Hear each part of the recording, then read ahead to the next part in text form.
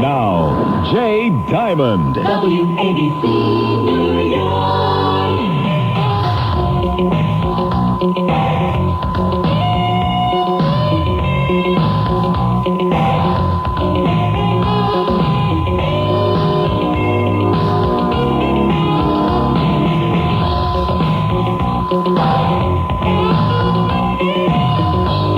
Is this the county fish morgue?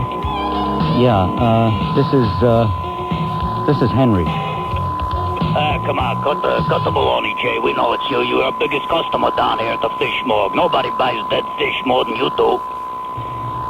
All right, look, let's not beat around the bush. I'm looking for a dead fish. You know, it's a special case. All right, we're an all-purpose county fish morgue. What do you want? What are you interested in tonight? What kind of case is it? You talking about a domestic dispute, spurned lover, insurance case, colleague? No, it's worse than that. It's pain in the neck listener. Oh, yeah, you do that all the time. Sure, what'll it be? I got porgies, groupers, flounders. I got some red snapper. If it's a considerable person. If it's a personage or something, I'll give you a Mako shark. No, this particular case, I would say, have you got an 1.5-inch minnow? That ought to send this guy heading for the hills. Yeah, all right, whatever you want. Where should I send it? You want this drop shipped, or you gonna pick it up and send it yourself? I don't know, I haven't decided yet. But I'll tell you what, can I pay with a credit card? No, Jay, we've had a little trouble with your account in the past. You have an account in arrears here. We got a little note on your account, no more credit for you. It's got to be a cash deal, at best, COD. All right, I guess I have overdone it. All right, make that an 1.5-inch minnow, and I'll give you the address later where to deliver that. All right, everything okay? Everything copacetic? Well, you got something stuck in your throat? I don't understand sometimes when you talk, Jay. I'm a plain person. All right. Thanks very much. Okay. Ciao, baby. Okay. Oh, holy smoke. You mean I was on the air? Oh, that was just a little joke. Just a total joke. Oh, what's that? Wait a minute. Oh, there it is. I have to turn that off and then do this. Okay, so you might be asking what I'm doing. It is a joke. Because there has been in the past. Now I'm serious. When you're in this business, you're an open book.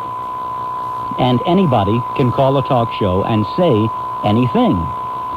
And for whatever reason, some people do just that. And I think it's unfair. And I will tell you that there is a person who calls up. He used to call up here. Now he calls up other shows.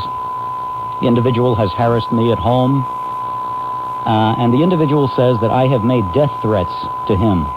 Ladies and gentlemen, you may hate me in life. You may hate me on the radio. I have never made a death threat to anybody in my life. It's not me. I try to be a refined individual. So it's offensive to me on personal and professional grounds when I hear on other radio shows this individual calling up and assuring the hosts that I've made death threats, that I am a racist, that I'm this, that I'm that, and it is all a symptom of this very, very severely disturbed individual's sickness, his pathology. I don't wish him any harm, but the idea that I would send somebody a dead fish is so ludicrous on the surface that I really shouldn't be making this individual more than he is by answering it. But I understand that today a radio show is called, and I was vilified there, and the individual told the host that I had made a death threat. The individual told the host that I'm a racist, and it is patently false. I have opposed the black radical goals a number of times, but then I've opposed the white radical goals on the airwaves. This is not limited to blacks, and certainly I give you my assurance. I think if you listen to me, you know that it's not my nature to threaten anybody's life. It's just too idiotic to even imagine. And yet, this individual persists, and like a bad dream, it is impossible to shake this person loose. And his goal in life is to see me off the air. He's also had a vendetta against Bob Grant. Perhaps I have inherited his wrath.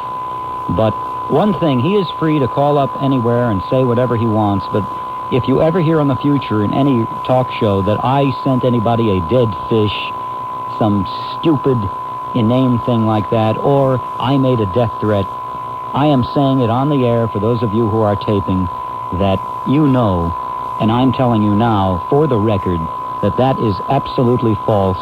It is a shame that I feel that I have to respond to it.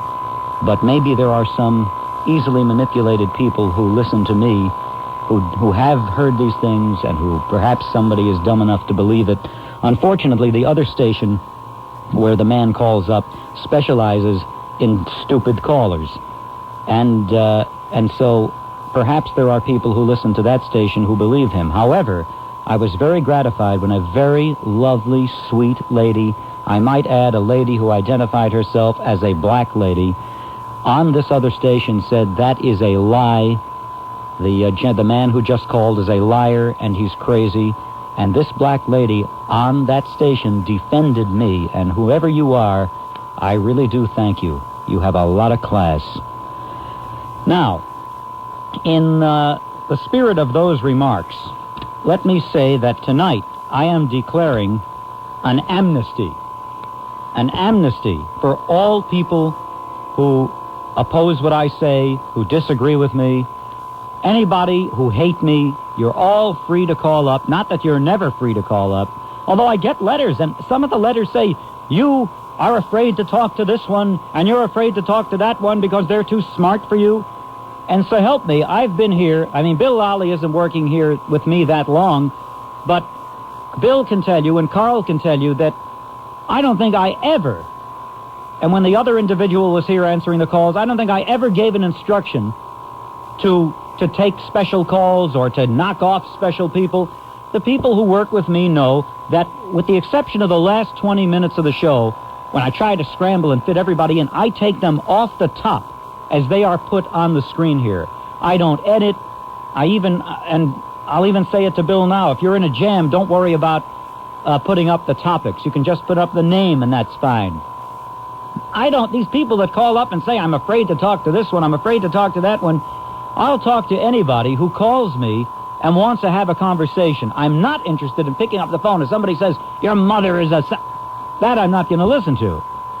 But if somebody wants to call up and have an earnest exchange of thoughts with me, fine, you don't have to agree with me, and in fact, I implore you to call. So tonight, I'm making a general, across-the-board amnesty for those people who have written to me and written to the management of the station who hate me. I give you amnesty. In fact, I feel moved to sing. All we are saying is give peace a chance. All we are saying is give peace a chance. Everybody talking about. All we are saying is give peace a chance. All we are saying is give peace a chance. All right, so this is Amnesty International Night on WABC with Jay Diamond. You can call up. You oppose me. The welcome mat is open. If you've ever felt unwelcome, tonight is your night to make up for it. Anything you want to talk about, anything you want to say to me, anything you want to get off your chest, yes, I mean anybody. And when I mean anybody, I even mean the individual to whom I was referring at the initial stages of this program. Even that individual can call me tonight on WABC if he dares. But I am not, here's the other end of the bar, I am not going to be rude to anybody. I am not going to be mean to anybody. Doesn't mean I'm going to be obsequious. If you call up and insult my mother and father, I'm going to hang up on you politely. That I don't have to tolerate. But I am going to be on my very best behavior to all those people who have opposed me, who have hated me, who have a grievance with my ideas or my personality. Tonight is your night. Actually, every night is your night, but tonight, by special invitation, I urge you to participate in the program. Also, that doesn't mean I'm restricting the program to those people who are antagonistic to me. It just means that the welcome mat is out for you. This is your chance. I see sometimes I eavesdrop on letters to the station, and they say, Jay Diamond will never speak with an intelligent person because he feels threatened.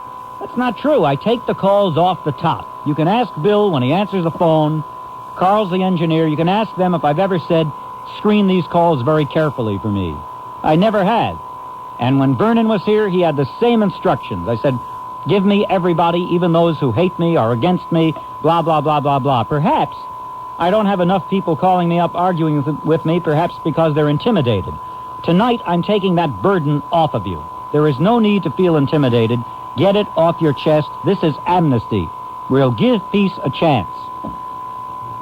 When we come back, after I give the phone numbers, from Jersey we recommend 201-489-WABC. From Connecticut, New York, 212-563-WABC. If you live in mid-America and you can pick up this broadcast, or Canada, or Virginia, or Florida, or any points in between, be my guest.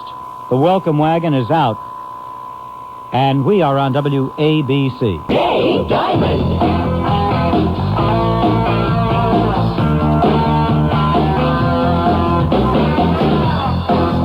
I dig it. I like it. I'm gonna get down with a lot of these callers. I could listen to that all night. That's a good idea. Maybe we'll go back to the music format. This is JD, your DJ. All right, let me go right to Marianne on WABC as I brace myself. No, this is a good call. I just wanted to let you know that I work at a convenience store here in Seabright, and I work till 11, and just about every night around 10 o'clock I turn you on, and I just think you're great. I think you have great topics, and some of your callers are a little, nasty, but I really like you, and I like listening to you. Well, Marianne, I just wanted to let you know that. You made me feel good. You really did. Because you're taking this such a bad rap, and well, you're just doing your job, Can you believe I sit home on the radio and people call me and play tapes of an individual saying that I make death threats, that I send dead fish through the mail? I find that hard to believe. You sound like a real sweetheart. No, it's imbecilic. It's moronic, but the individual persists, and I'm just so tired of it. Oh, I don't blame you. But I'm not going to let that individual knock me off the air. Don't you do that. I'm going to stay here, and I figure the way I can stare down these charges, the best thing I can do is to ridicule them. So that's why I opened the show tonight the way I did. There you go. And don't go to the music format. Stick with the talk. No, I like that. Thank you, Marianne. Okay, Jay. Take care. I appreciate the call. Oh, no problem. Bye-bye. I hope you call back. Thank you. Jose, this is Jay. How are you? Jay, you said you like callers who are up front with you, like that young black caller last night, and I agree with that. But, Jay, Hilly isn't up front with you. He pretends to be your friend. On WLIB, he discusses with Bill Tatum ways of getting you off the air. That's a fact, Jay. I happen to be half Jewish, so I'm sensitive about this next thing I'm going to tell you. On WLIB the other morning, he said the Jewish Defense League planted the bomb in the World Trade Center. And listen to this. He has inside information about it. Well, if he does, Jay, he better give it to the FBI. Wait, he said this on the air? That's right, and that's your so-called friend, Jay. Wait a minute. What do you see me walking down Greenwich Avenue arm in arm with the guy? You do in these 15-minute conversations with him. You caught me on Christopher Street with him? My friend. Oh, yeah, you're right. Hilly and I showed up at City Hall to register our relationship this morning. Jay, you give him more time than anybody. The guy isn't your friend. He put you down on WLIB. He wants to destroy you. Dude, go ahead. Wait. What did he say? What? He discusses with Bill Tatum how to get you off the air, Jay. And Bill Tatum plays tapes of you, and Hilly... well, maybe he's a fan of mine. Huh? Maybe Tatum is a fan of mine. I'm a big fan of his. Yes, I know, Jay. Yes, Jay. Well, you can joke about it. It's all right. What should I do? Take me seriously? No, all I'm saying is you're deceived by Hilly, that's all. What makes you think I'm deceived by it? You have these lovely 15-minute conversations. Is it and here's a guy that wants to get you off the air. It's terrible. Well, I want you to do something for me. Yeah, okay. Can you send me a tape? I'll have to do that. Do you have it? Well, I got some tapes because we are here in the Bronx. We've been monitoring WLIB. All right. I would appreciate it if you send me the tape of Hilly urging Tatum to get me off the radio. Okay. All right? All right. All right. Be a little tougher to get Tatum off the radio since he weighs about 7,000 Tatum's pounds. out to get you. Please, Jay. He's out to get you. I'm telling you, you don't know half of it. I'm gonna get ya. I'm gonna get ya. But Tatum has... How can he get me? First of all... No, the guy says that, Johnson, Listen to me. Carson. Tatum won't be around very much longer with the Amsterdam News because I'll let you in on a secret. What happened? If you buy the Amsterdam News, I usually pick it up when I'm at the fish market. When you buy the Amsterdam News, you will find that the bulk of the advertising, incredible long half-page ads for doctors, psychiatrists to work in the city institutions. New York City is pumping a fortune into the Amsterdam News by taking advertising space in it. And I wonder if that's because Dinkins is a pal of Wilbur Tatum. But as soon as Giuliani is elected mayor, I have a feeling the gravy train that is riding the rails of the Amsterdam News classified ad section is going to come to an abrupt end. And then Tatum will have to make do on receipts from selling the paper or on ads for astrologers or mystics or people that can cure AIDS and hangnails. Which, if you look at his rag, are most of the ads in there. This is what the paper has. It's got ads for psychiatrists to work in city institutions and surgeons and lawyers to work in city institutions. On the same page, an ad for Dr. Queen knows all. Right, go buy it if you think I'm kidding. Just one last thing, Soon he's going to have to make do on Dr. Queen without the ads for a lot of psychiatrists read the Amsterdam News. That's why the city puts the ads there. Okay.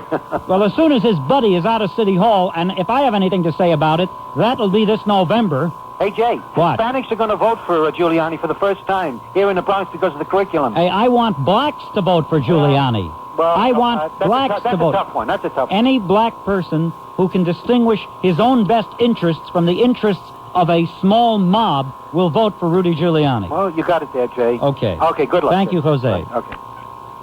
Let's go to Bob on WABC. Hello, Bob. And that was the smartest thing he ever said in his life. Philip, you're on WABC. Hello? Yes, this is Jay Diamond. Hi. Yeah, hi. Yeah, I listen to you all the time. I like it. Yeah, well, one thing I like, I'm 14. One thing that disturbs me a lot is that the downfall of heroism in our society today. I mean, Columbus. Well, you made this call, didn't you? Yeah. That takes a hero. Columbus, he discovered our country, and now he's regarded as a jerk because he supposedly killed Indians. And My grandmother said something very smart. She said, Jay, you are defined by your enemies. Bear that in mind. Yeah. Columbus is ennobled by his enemies.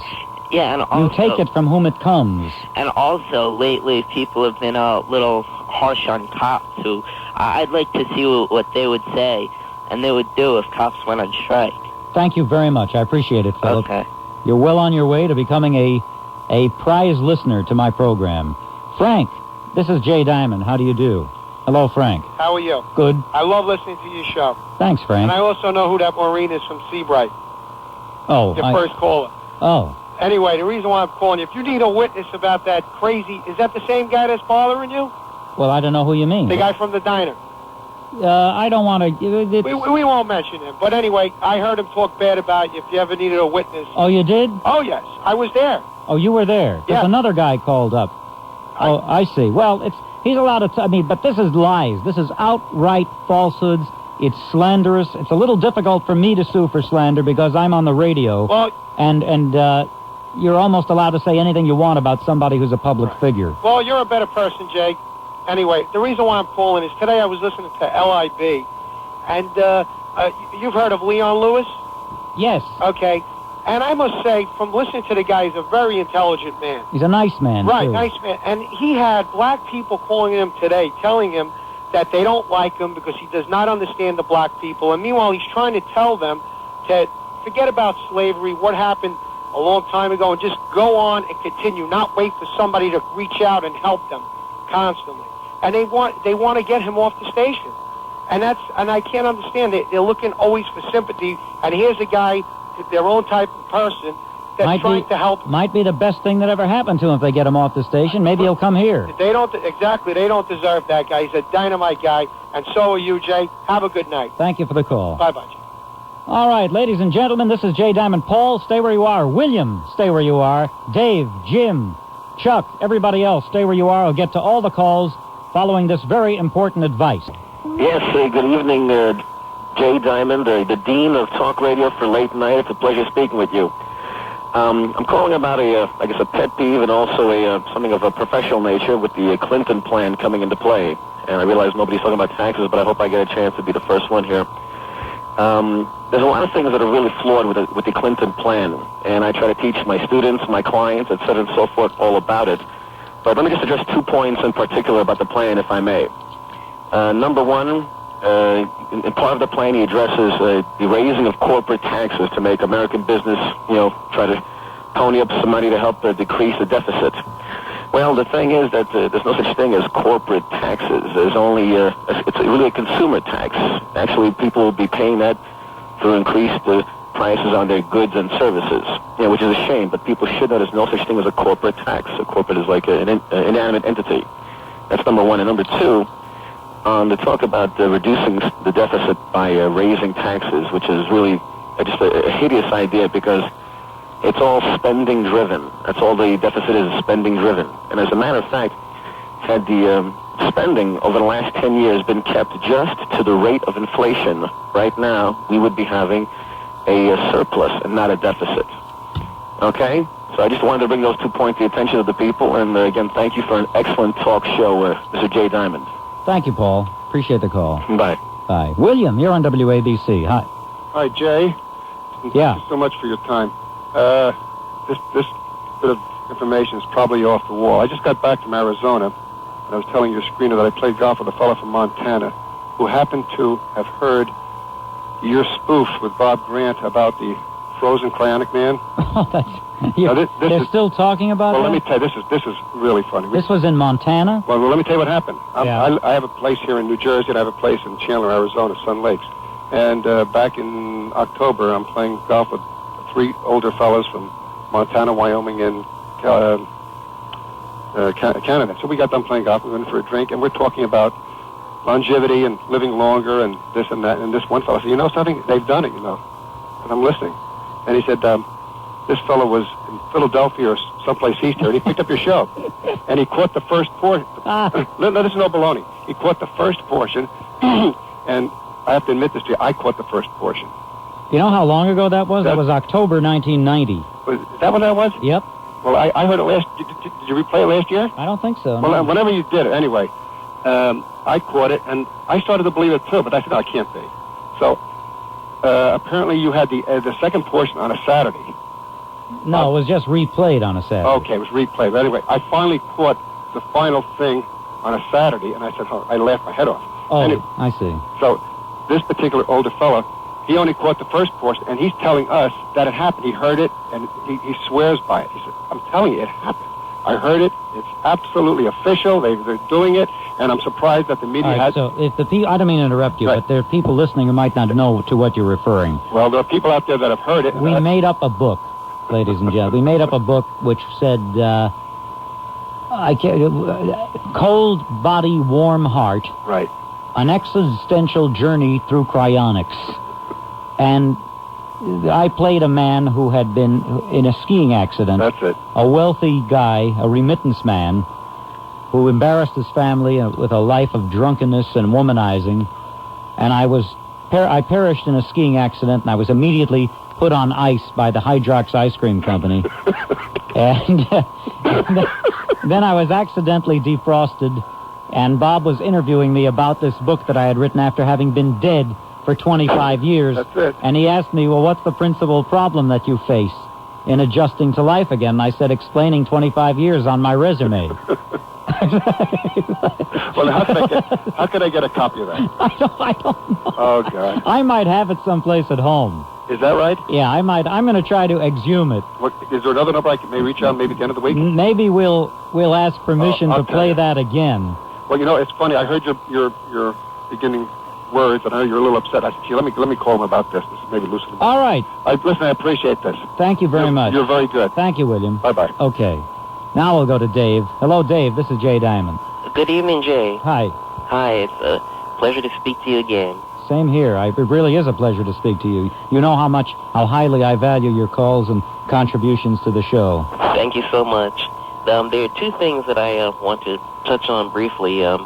Number one is I'm really excited about Roy Innes' candidacy. I believe that even if he doesn't win, I think he's going to make a strong impact on New York City. He'll elevate the debate, that's for sure. Oh, absolutely. And, you know, if there's one person who could really, you know, put together a mosaic of all the decent people, you know, then I think it's Roy. We're going to have a new polarization. You know, all the decent people polarized against the bad people. Can you imagine if Roy Innes actually entices David Dinkins into a debate? I can't see that happening, though. No, unfortunately, you know, King Dave feels that he's above criticism. Well, he's not above criticism while another Dave from Irvington flourishes on the airwaves. Then it's a given that Dave in City Hall is going to be criticized. You've been keeping him honest the whole time now, Dave. Yes, yes. In fact, you're as popular in some circles as I am. Well, when you stand up for decency, and when you put common principles above race, you know, and above self, then you're respected by decent people the world over. And there are far too many of us out here that the media chooses to ignore. And yeah, go ahead.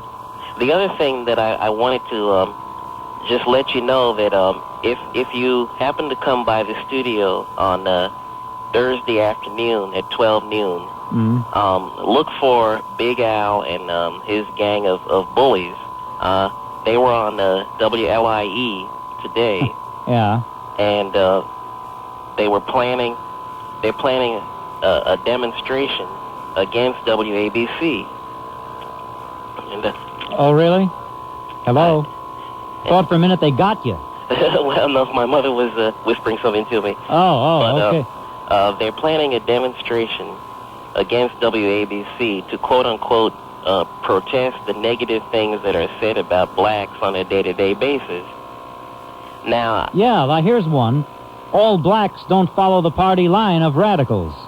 Oh, that's a terrible one. Maybe they'll tape that and play it back. Listen to what he said. Now, I've listened to you. I've listened to Bob. WABC is the most democratic radio station in the New York metropolitan area. You have a wide variety of viewpoints, which is contrary to WLIE. It's only one side of the spectrum most of the time, and if you, once in a while, you know, if they're too lazy to touch the button, then they'll put you on. And so I'm just putting the word out, you know, that these agitators, they're planning to start at 12 noon. I thought it was a little later than that. That's good. I'm still sleeping at 12 noon. And so, but it's up to all of the people who really believe in WABC, such as myself and all of the family out there, to have a counter demonstration in support of WABC. Very good. I like the idea. Because, you know, we've got to show these hucksters that we're not intimidated by them, that there are some decent folks out here who will stand up to them. And one other thing... Trouble is, half the hosts here will be marching with them. Yeah, that's a good one. and you need to know that King Hilly, our Lord and Savior, was one of the key individuals that is going to organize this charade. How do you know that? Really? Yes. How do you know that? He talked about it last week. On the air? Mm-hmm. He is organizing it? He and Big Al are organizing it. Gee, he neglected to tell me that last night during his long conversation with me, David. I wonder what could have made him forget to tell me that. By the way, have you heard Hilly with Tatum, as that other caller said, plotting and scheming against me, or is the other caller fantasizing that? Well, they both have maligned you. Hilly has maligned me on the other station. Yes. Look at that, and he claims all the time that he hasn't. I'm going to have to start monitoring that station. Well, you know, that crowd, you know, they never lie, but they always lie. David, I appreciate the call. Is there any chance you will be at the counter demonstration? Well, if I can, you know, get up enough support, you know, to launch the counter demonstration, you know, even if I can't make it, you know, I certainly will. Oh, maybe Roy will counter demonstrate. Definitely, you know, I should. They'll run from him. Oh yeah. By the way, he led a. He didn't lead, but he was part of a demonstration, you know, against that. Yeah, I love Roy racist rag. He really is a smart man, a charitable man, a good man. He really is a positive force on this planet. David, I appreciate the call. Okay. Thank you. Keep up the good work, and don't let them get to you. You too. Thanks. Bye then. This is Jay Diamond. We're on WABC, and we'll all get back together around the campfire after a little ghost story. Oh, Hilly. Well, hi, Jay. Hi. First off, David, if you're listening, you're a liar. Hey, that's my friend. No. He accused me of bashing you and leading a demonstration. David, you're a bald-faced liar. You mean you're not in the planning of this demonstration? I didn't even know about this. Oh, I'm going to be there. You are? Definitely. Demonstrating against my station? Definitely. And it's not against your station. I'm telling you straight out. You didn't. So people who were telling you lies about me. Why didn't you tell me last night? Why didn't I tell you last night? Yeah, why didn't you tell me last night? Because I wasn't certain of the details and when it was going to be. Guy always repeats the question to buy time. Well, why didn't I tell you? You can say that if you wish. I don't know who that first guy is. What did he say? What did he say I did to you? I don't know. On LIB? What did he say I did? I think he said you defamed me and maligned me. He's a liar, too. You mean you've never defamed me or maligned me? Talked about you on LIB? No. And let him produce the tapes. What about RL?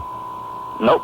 Never? Nope. I mean, you've never... Don't even mention... Nope. You've never had a disparaging word for me? About you? Yeah. If I got a disparaging word, Jay, I'll tell you to you on the air or to your face. You know something? And I've done that. You know something? I believe you. Well, it's the truth. Now, but you are demonstrating against my station and me tomorrow? Not you. Who are you demonstrating against? Against the station and Bob Grant. Yeah, I'm sure he's going to lose a lot of sleep, Hilly. I don't care whether he does or not. You know, the same way people demonstrate against LID and call it racist. I've been listening to Bob Grant for 20 years. And he was already fired from 2 stations for that. And I'm sick No, that's not true. He was not fired from 2 stations. He went from MCA to OR. He was OR to Philadelphia. Listen to me carefully. He's traveled, but it's not because he was fired. Okay. Bob doesn't need me to defend him. Well, that's right. Let him defend himself. And then his record, and then talks about Hilly, he talks about record, me too, you know. His record of distinguished broadcasting is all the defense he needs. Well, beauty's in the eyes of the beholder. All right. But don't talk about me being on food stamps and all that kind of crap. I told you were on food stamps? Not you.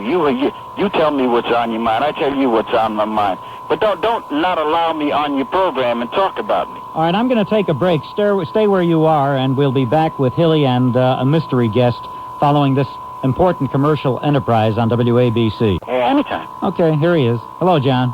Hi, Jay. Yeah. You're on with Hilly. How did I know you would call? You having an orgasm, John? Yep.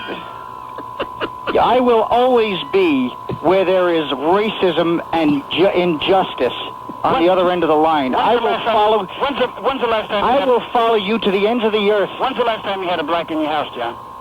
Why do I have to? As a social guest. Why do I have to? Do you have any black friends, John?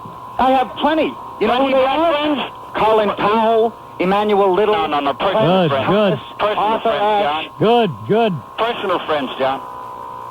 Let me tell you something, Billy. Answer my question. Do you know that I get along with some blacks at work better than I get along with some whites? But you wouldn't believe that. And I want to tell you something else. Of course I believe that. You don't have to socialize with them after dark. Quit telling me that I grew up on Staten Island and I don't know what's going on. You know where I grew up, Hilly? I didn't say you grew up on Staten Island. You keep telling me that I'm over here in paradise and that I don't know anything of the world. Excuse me. I didn't say you grew up on Staten Island. Who told you I No, Hilly, you have... You keep telling me to leave Staten Island and get into the real world. You tell him that he's sheltered. Staten Island. All right, boys. Haven. Boys. White folks run from blacks. I grew up within the city of New York. I grew up in Washington Heights. That says it all. What does that say? When you grew up in Washington Heights, it was all white. You think so, huh? Yep. Why do you think I left? Oh, because it was starting to change. Who's the woman in the background? And my wife just said that she grew up in East New York. Hello, Angela. I don't know your wife, and I can't talk about her. Well, I don't want her to know you. All right, listen, fellas. All right, there's no sense in fighting. It's just going to be the same old fight. All right, let me ask John a question. John, do you believe that Hilly is going to demonstrate against the station? Of course. He can't stand, quote, diversity. Isn't that the politically correct but like I said, John. Swingers like Hilly? John, like I said. Quote me. Don't quote what fellas, other people say. Quote me. Fellas, the trouble is, John, half the hosts from the station will be marching with him. That's right, and that's why I don't understand. No, you see, they want to do to WABC what they're trying to do to poor Leon Lewis. Who is they? God bless Leon Lewis. Who is they? He is. He's a gentleman and a good person. And one guy. And by the way, time is up. John, ease up. Leon defended me today, and I'll always thank him for that. I'd like to thank him in person if I get the chance. That's it. Sorry, boys. You know... Oh, I'm sorry. Excuse me. I almost... No, you're in the spirit of the event. Let me just say this. Again, I didn't call up to defend Hilly because Hilly can defend himself, but I did appreciate you allowing him to speak last night. Most white males in this society, in the media, are intimidated by Hilly because he is brilliant and allowed to express himself. Anyone would know that. Well, his age is a factor, too. Well, let me put it this way. He has more intelligence in his pinky than John has in his entire body. Now, there you go. Have to insult my buddy John. Well, I'm very sorry, but, it's quite obvious. And the fact remains that most black males, most African American males are not allowed to express themselves in this society. But I didn't call up to denigrate anyone. I called up to reach out to my fellow Americans. If John would like, why will he and David come out and hold hands with us and march against this Bull Connor Wait a minute. Grant? You are going to march? You're in the march?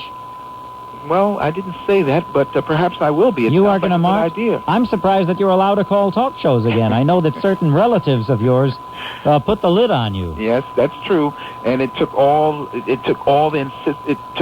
of my powers to get on the phone tonight because they tried to talk me out of it. But I just had to call up and. Wait a minute. You're marching against the station, or you're marching against Bob? Bob. You're marching against Bob Grant? Oh, without a doubt. No, seriously, I want to be in the counter march. I will definitely be out there. I am marching for Bob Grant. Well, you long live Bob Grant. Let me say this about... God bless Bob Grant. Bull Connor Grant. No, don't say that, Bull Connor. I told you not to say that. Well, I won't say that because it offends you. But let me say this as an American, as an African American. Blacks are not given access to the media as white America. We realize that, but that's no reason for us to sit back and take people like David, people like John and Grant, treating us like we're slaves. But nobody treats you like you can only listen to me. Relax for a minute. Slavery, the worst slavery is the slavery in your own mind. That's what's holding you back. I don't think anything's holding you back. You're a successful man. We have an oppressive society. Well, then how have you arisen to the strategic position that you now hold? But we're not talking about individuals. We're talking Well, wait a minute. You're not talking about individuals, but how can you explain your own success? Well, we'll see. You're one of the most successful slaves I've ever known. Well, it's a joke because you're not a slave. It's obvious you're not a slave. You're an independent, modern American man. But we're talking about people like Roy Innes, who go around, who really need psychiatric help. Let's be very honest about it. Who really need psychiatric help? Who's going around spreading a lot of lies. Eli, you're making ad hominem attacks on Bob Grant, on Roy Innes, and you may do it against me sometime. And that's another thing. Let me just say this about Hilly. I have known Hilly. Hilly will tell me. He will tell anyone anything he has to say. He doesn't go behind your back. He says it to your face. He's done it to me. He's done it to anyone that I've ever known. No, but and for someone to call up and just say that he spoke behind your back. you make. That's why I give him a chance to clear himself. And I'm looking forward. And you want to know something? You are a good person. Will you come out and march against Bob Grant? Are you crazy? I told you I'm going to march in the counter demonstration in support of Bob Grant. I think there'll be many more people against him than for him. And well, that's because you're probably churning it up. I'm making that prediction. I'm thinking that people of consciousness, of all colors, of all stripes, will be out there who will. I don't think Bob is gonna lose any sleep over it, to tell you the truth. Well, most racists do not. And again, he is of the stripe that it will not bother. Oh, wait a minute. You call him a racist, without a doubt. But the fact is, he features more black guests on his program than anybody in New York, and you know that. I heard someone tap dance and do a little shuffle. You see, that's not right. No. It sounds funny. It's humorous when you say it that way, but the fact is, you can't dispute the facts. The fact is that Bob's program consistently highlights black guests. A, in the media, and C, and B, in academia, and C, in politics. But the media, academia, and politics. Wait a minute. He doesn't have any shuck and jive black show folk. He has credible blacks who are men of letters, who are men of diplomacy, men of leadership, and he has people who are in the men of scholarship. And you know that to be a fact. He is against everything. Wait a minute. That is American. He is against the radical left-wing black agenda, but that does not a racist make. May I ask you a question? Because someone has a Caribbean You asked me a question because you refuse to deal with the valid points that I'm making to you. How does someone... In support of Bob. How does someone's Caribbean accent make them a left-wing radical? Wait a second. Because I know it. Listen to me. Listen to me carefully. I am listening. Listen to me. I know a guy, a very good close friend of mine. His name is Eduardino Imbrogno. He used to live in the Bronx. He called Bob in 1974 on WMCA. He has never called Bob again. Do you know why? No. Because Bob made fun of his accent. Eduardino Imbrogno. He's an Italian born in Italy. Very nice guy. Bob made fun of him and hung up on him in 1974. He's not an Italian black, by the way. He's an Italian white. Bob's parents I think his mother was American-born, his father was Italian-born. He hung up on somebody with a thick Italian accent and made fun of him. It's not out of racism. That's Bob. He does it to people with accent if the spirit is on him. But for you to characterize that as specific to blacks and racist is a deliberate untruth. And you've diminished yourself by doing it. If I were the only one who felt that way, it would be different. But I'm not. I don't care how many of your easily manipulated brethren are going to be out there with you. The facts belie what you're doing. I just told you about my friend Dino Imbrogno, whom Bob hung up on. The guy is an Italian with an Italian accent. Bob's an Italian, and Bob's an American, but his heritage is from Italy. He did it to his own people. What's wrong with you? I've heard him speak to many of his brethren, his Italian brethren, and I've never really heard him embarrassed. The accent. So then you're calling me? Then why don't you just come out and say that I'm a liar? Who should ever get upset with an accent in this country? We are all fine. Now you don't. So you're marching. Wait a minute. Now right. Now you're upset because he gets. You concede that it's because of the accent, not because of the race. So let me. Why don't you? When you march, why don't you say Bob Grant hangs up on people with accents, black or white, which is what he does. We will be talking about his racism toward people of color. He is a known. Let me tell you something. There are very few people there are very few people for whom I'd lay down my life, but he's one of them, and you're not. And we erupted because the Jewish ambulance took the Jewish guy and left the kid. And you said at one time that the police pushed the people into the ambulance. Well, what happened was the Hatzola ambulance. You let me finish. You interrupted me, and that's impolite. You said you respect me, so you should let me finish speaking. All right. The police officers pushed them in. The Jewish people or the police officers, whoever did it, it was wrong. And that's what made the community angry. Oh. That they left our little brother and sister down on the ground and they drove away. And that's why the community went crazy. Well, that's not exactly the fact. The fact is that the Hatzola ambulance came, and maybe a second or two later, the EMS ambulance came, And what happened was that for the individual who was injured, the Jewish fellow who was injured, was being set on already by an angry mob. Yes, sir, he was. And in order to save him, they threw him in the ambulance and said, "Get this guy the hell out of here." Yes, sir, that did happen. So in other words, in order to forestall the riot, you say we should have sacrificed the Jewish driver to the mob.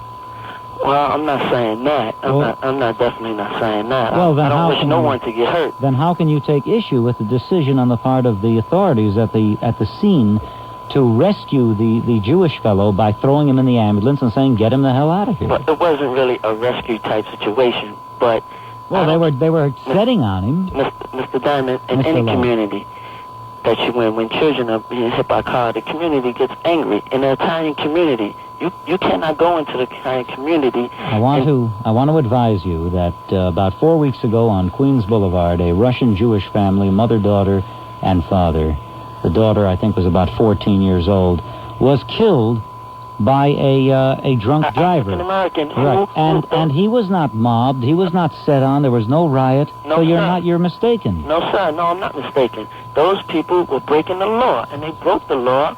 And when you break the law, bad things